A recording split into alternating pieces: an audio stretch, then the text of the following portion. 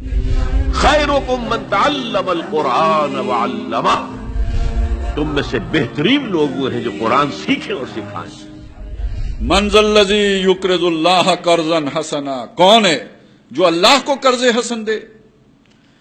یہ بڑا عجیب انداز ہے قرآن مجید کا۔ وہ اللہ جو علی کل شیء قدیر، وہ اللہ جو غنی عن العالمین، جسے لوگوں کی کوئی پرواہ نہیں، وہ اگر اس انداز میں بات کرے کون اللہ کو قرض حسن دے گا، تو یہ در حقیقت ایک حوصلہ افزائی کا انداز ہے، یہ ترغیب و تشویق کا انداز ہے کہ اگر تم اللہ کی راہ میں کچھ خرچ کرو گے، لگاؤ گے، کھپاؤ گے، ظاہر ہے جنگ اگر کرنی ہے تو پہلے اسلحہ بنانا ہے، گھوڑے پالنے ہیں، اونٹ جمع کرنے ہیں، وہ خرچے کا بندوبست کرنا ہے جو فوجیوں کو کھلایا جائے گا، تو پہلے خرچے کرنے ہیں، پھر لڑنا ہے۔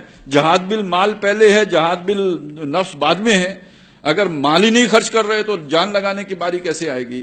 تو وہ جو خرچ کرو گے اللہ کی راہ میں، جو لگاؤ گے، اللہ کو سب معلوم ہے، اللہ سے کچھ پوشیدہ نہیں، اور یہ اللہ پر قرض ہے، اس کا اجر تمہیں اللہ نے دینا۔ آگے آ جائے گا اسی سورہ مبارکہ میں کہ اس کا اجر اللہ تعالیٰ کس طور پر واپس کرے گا اور کتنا بڑا چڑھا کے کرے گا، لیکن یہ کہ یہاں یہ انداز اختیار کیا، یہ اللہ پر قرض حسن ہے گویا۔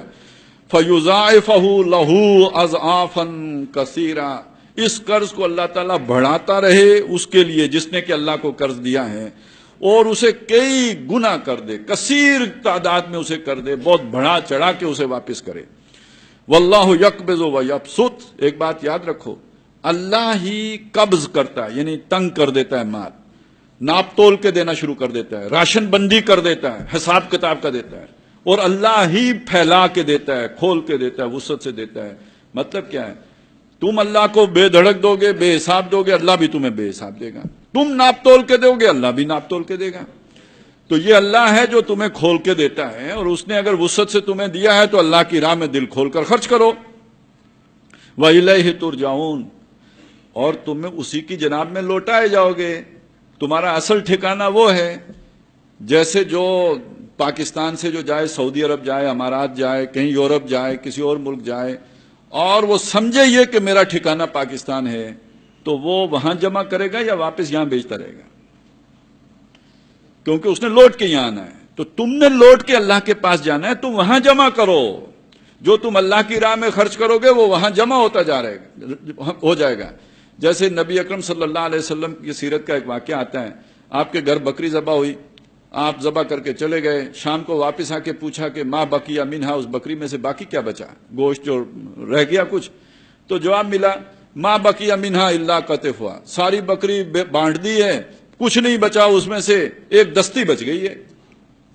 اب جواب سنیے حضور کا، بقیہ کلھا الا قطفها، ساری بکری تو بچ گئی سوائے ایک دستی کے، وہ ہم کھا کے کنزیوم کر لیں گے، ختم کر دیں گے، جو اللہ کی راہ میں دے دیا وہ محفوظ ہو گیا۔ تو یہ نقطہ نظر ہے، یہ ورلڈ ویو ہے ایک بندہ مومن کا، چیزوں کو دیکھنے کا، یہ اس کا انداز ہے۔ یہ بالکل اس سے 180 درجے مختلف ہے۔ جو ایک مادہ پرست آدمی، جو دنیا دار آدمی جس طرح چیزوں کو دیکھتا ہے، اس سے بالکل الٹ ہے۔ تو سارا بچ گیا ہے جو تم نے اللہ کی راہ میں دے دیا، اصل تو وہ محفوظ ہو گیا۔ اور اس پہ حضرت مسیح علیہ السلام کے جو الفاظ ہیں وہ بہت ہی پیارے، کہ دنیا میں مال جمع نہ کرو، یہاں ڈاکے کا بھی خطرہ ہے، کیڑا بھی لگ جاتا ہے، اور بھی نقصان ہونے کا اندیشہ ہے، آسمان پر مال جمع کرو۔